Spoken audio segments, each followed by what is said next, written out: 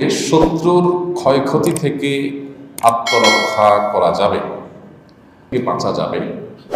সে আমল হলো নবী করিম সাল্লাল্লাহু আলাইহি ওয়াসাল্লামের শেখানো দুটি আমল। আমি বলতে পারি আরও সাথে কিছু আমল সম্পর্কে বলা যায়, স্পেশালি দুটি দোয়ার কথা বলতে পারি।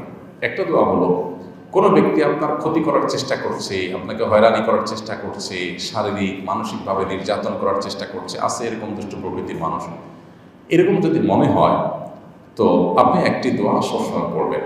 নবী করিম সাল্লাল্লাহু আলাইহি ওয়াসাল্লাম কোনো ব্যক্তি তার ক্ষতি করতে পারে এরকম আশঙ্কা বোধ করলে তার ক্ষতি থেকে বাঁচার জন্য এই দোয়া পড়তেন। দোয়াটা হলো, আল্লাহুম্মা ইন্না নাজআলুকা ফি নুহুরিহিম ওয়া নাউযু বিকা মিন শুরুরিহিম।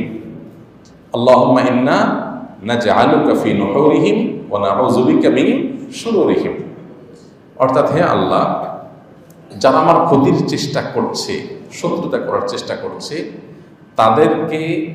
তাদেরকে উপযুক্ত শাস্তি দিয়ে দমন করার জন্য, তাদেরকে শেষ করার জন্য আমি আপনার কাছে দায়িত্ব অর্পণ করলাম। আপনি মেহেরবানি করে আমার হয়ে আপনি তাদেরকে উপযুক্ত শাস্তি দিন, তাদের থামিয়ে দিন, তাদেরকে দমন করুন, তাদের শেষ করুন।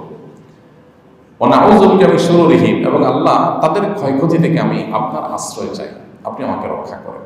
নবী করিম সাল্লাল্লাহু আলাইহি ওয়াসাল্লাম এই জন্য জীবনে কখনো কোনো শত্রু আমাদের নবী সাল্লাল্লাহু আলাইহি ওয়াসাল্লামের কোনো ক্ষতি করতে পারেনি। কোনো শত্রুর ক্ষতির দ্বারা যখন আপনি ক্ষতিগ্রস্ত হওয়ার আশঙ্কা করবেন, এই দোয়া পড়বেন, আল্লাহ রক্ষা করবেন ইনশাআল্লাহ। আবার দোয়াটা পড়ছি, আল্লাহুম্মা ইন্না নাজআলুকা ফি নুহুরিহিম ওয়া নাউযু বিকা মিন শুরুরিহিম। আর আরেকটা দোয়া আছে যেটা কোরআনে বর্ণিত হয়েছে, যেটা উহুদ যুদ্ধের পর গজওয়ায়ে হামরাউল আসাদের সময় মুনাফিকরা, মদিনার মুনাফিকরা মুসলমানদের মধ্যে একটা ভয় ঢুকাই দিল যে মক্কার মুশরিকরা তারা আবার সমবেত হচ্ছে এবং তোমাদের এমনিতে মুসলমানরা উহুদ যুদ্ধে নবী করিম সাল্লাল্লাহু আলাইহি ওয়াসাল্লামের একটা গাইডলাইন থেকে একটু বোঝের ভুল থেকে সরে যাওয়ার কারণে যখন পর্যদস্ত হয়েছে, 70 জন সাহাবী শাহাদাত বরণ করেছে, অনেকে আহত হয়েছে, স্বয়ং নবী করিম সাল্লাল্লাহু আলাইহি ওয়াসাল্লামের দাঁত মোবারক ভেঙেছে, রক্তাক্ত হয়েছেন, অনেক সাহাবীরা আহত হয়েছেন, অনেকে শাহাদাত বরণ করেছেন। এরকম নানাভাবে পর্যদস্ত এবং কঠিন একটা সময় যখন মুনাফিকরা এসে মুসলমানদেরকে আবার ভয় দেখাতে লাগলো যে আসছে আসল বড় আক্রমণ, যাতে মুসলমানরা মানসিকভাবে একদম ভেঙে পড়ে, এই আক্রমণের কথা যখন তারা শুনেছেন, তখন মুসলমানরা বলেছেন, হাসবুনাল্লাহু ওয়া নি'মাল ওয়াকিল। কি বলেছেন? হাসবুনাল্লাহু ওয়া নি'মাল ওয়াকিল, অর্থাৎ আল্লাহ আমাদের জন্য যথেষ্ট। যেই আসুক না কেন আমাদের ক্ষতি করার জন্য আল্লাহ আমাদের জন্য যথেষ্ট, এবং তিনি সবচেয়ে উত্তম কর্মবিধায়ক। আমাদের পক্ষ থেকে যে কোনো কিছুকে করবার জন্য তিনি সর্বোত্তম প্রতিনিধি বা সর্বোত্তম কর্ম বিধায়ক, সবচেয়ে উত্তমভাবে আমাদের কাজটা তিনি করতে পারবেন। তারপরে আমরা ভরসা করলাম, হাসবুনাল্লাহু ওয়া নি'মাল ওয়াকিল, নি'মাল মাওলা ওয়া নি'মান নাসির। তিনি সবচেয়ে উত্তম অভিভাবক, তিনি সবচেয়ে উত্তম সাহায্য।